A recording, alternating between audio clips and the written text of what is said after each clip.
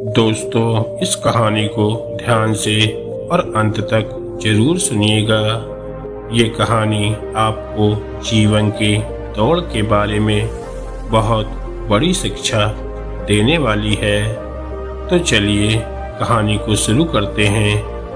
एक समय की बात है, एक प्रसिद्ध ऋषि गुरुकुल में बालकों को शिक्षा दान किया करते थे।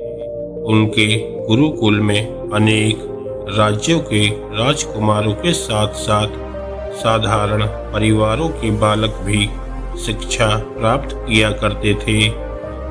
उस दिन वर्षों से शिक्षा प्राप्त कर रहे शिष्यों की शिक्षा पूर्ण हो रही थी और सभी बड़े ही उत्साह से अपने अपने घर लौटने की तैयारी में थे।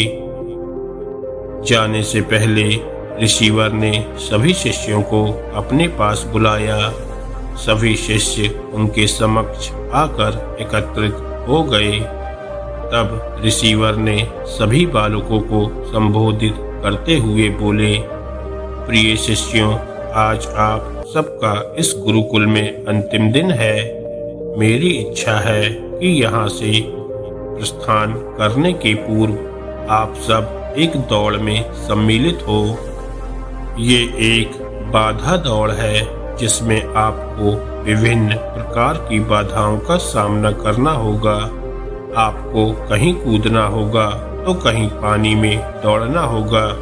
सारी बाधाओं को पार करने के उपरांत अंत में आपको एक अंधेरी सुरंग मिलेगी जो आपकी अंतिम बाधा होगी।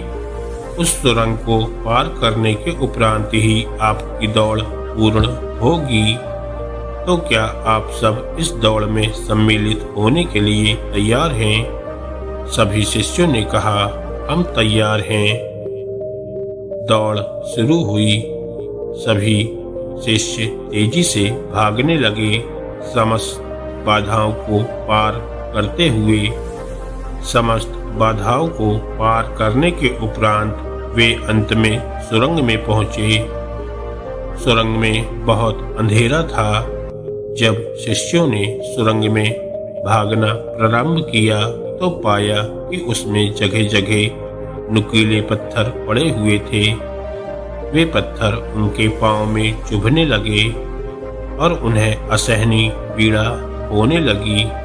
लेकिन जैसे तैसे दौड़ समाप्त करके वे सब ऋषिवर के पास एकत्रित हो गए।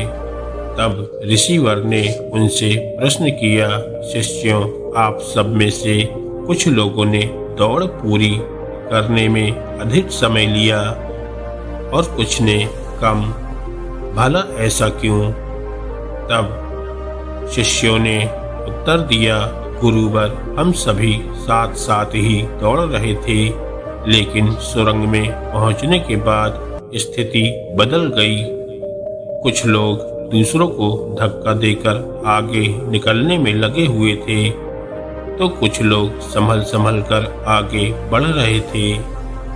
कुछ तो ऐसे भी थे जो मार्ग में पड़े पत्थरों को उठाकर अपनी जेब में रख रहे थे ताकि बाद में आने वाले लोगों को पीड़ा न सहनी पड़े। इसलिए सबने अलग अलग समय पर दौड़ पूरी की। पूरा वृत्तांत सुनने के बाद ऋषिवर ने आदेश दिया, ठीक है, अब वे लोग सामने आए जिन्होंने मार्ग में से पत्थर उठाए थे और वे पत्थर मुझे दिखाएं।